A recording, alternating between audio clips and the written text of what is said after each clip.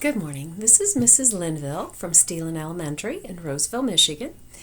And if you don't know me, then you're going to get to know me because I'm going to begin to make some YouTube videos sharing what I love to do the most, and that is reading to my first graders.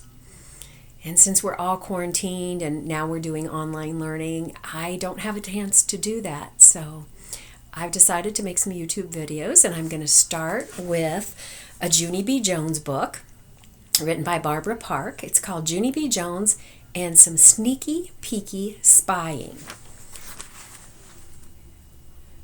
Junie B Jones is a great character, and she does some really outrageous things. She talks really funny too.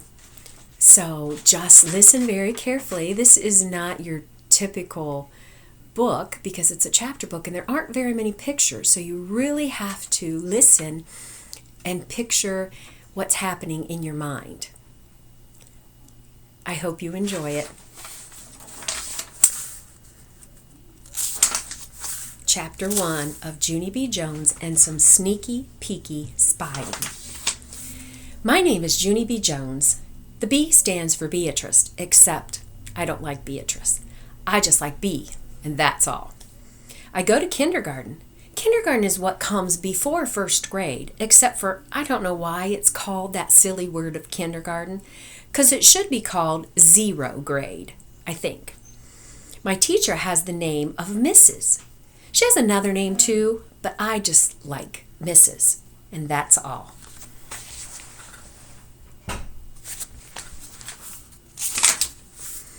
Mrs. has short brown hair and long skirts of wool, and she smiles a real lot. Except for sometimes when I'm noisy, she claps her loud hands at me. It used to scare me very much, only then I got used to it, and now I don't even pay any attention to it. I wish Mrs. lived next door to me. Then me and her could be neighbors and bestest friends, and also I could spy on her. Spying is when you're very quiet and you look at people through a peek hole or a crack or something. I'm a very good spyer. That's because I have sneaky feet and my nose doesn't whistle when I breathe. Last Friday morning at Grandpa Miller's house, I hid in the dirty clothes hamper.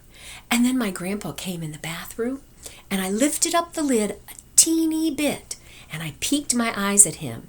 And guess what? Grandpa Miller took his whole teeth right out of his head. That's what.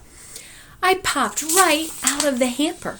"Hey, Grandpa, how did you do that crazy thing?" I hollered. Then my grandpa screamed very loud and runned out of the bathroom speedy quick. Grandpa Miller has high blood pressure, I think. Pretty soon, Mother hurried into the bathroom with angry feet. "That's it," she yelled. "No more spying. This is the last time I'm telling you. Do you hear me, Missy? Do you?" "Yes," I said, "'cause you're hollering right in my ear. That's why."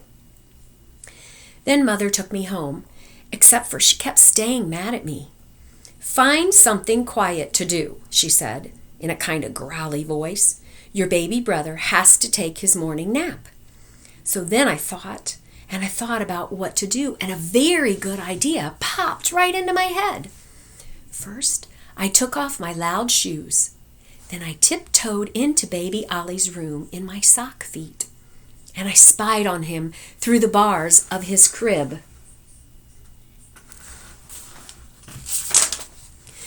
Because what could be quieter than sneaky, peeky spying, of course? Only too bad for me, because that boring old baby just kept on sleeping and sleeping and sleeping. And he wasn't being fun at all. So that's how I accidentally blowed on his face. I accidentally tickled his nose with a ribbon, and I shouted, "Wake up!" in his ear. Guess what? Ollie opened his eyes, that's what. He started crying very loud, and Mother runned into the room. Only she didn't even see me, because I quickly hid in the closet. I smiled to myself. "I'm the bestest spyer in the whole wide world," I said inside my head. That's how come when I rode the bus to school that day, I did a little bit of bragging. "I'm the bestest spyer in the whole world," I said to my bestest friend, Grace. Then I took off my shoes and I showed her my sneaky sock feet. See how quiet they are? You can hardly even hear those guys. After that, I breathed in and out for her. "And see, my nose doesn't whistle either," I said. That Grace smiled. "I'm good at spying too," she said. I patted her. "Yeah, only too bad, Grace. But you can't be as good as me, 'cause I said it first."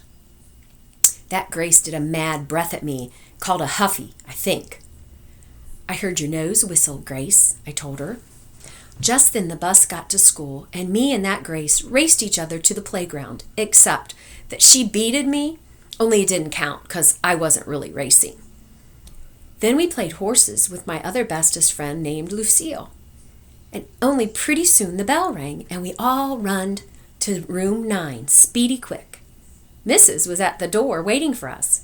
"Good afternoon, lady," she said. "Good afternoon, lady," I said back, very polite. Then Mrs. smiled at me. That's because she's the nicest teacher I ever saw. So I wish me and her were bestest friends. And guess what else? I wish I could hide in her hamper. Thank you for joining me for Chapter 1 of Junie B Jones and the Sneaky Peeky Spying. See you tomorrow.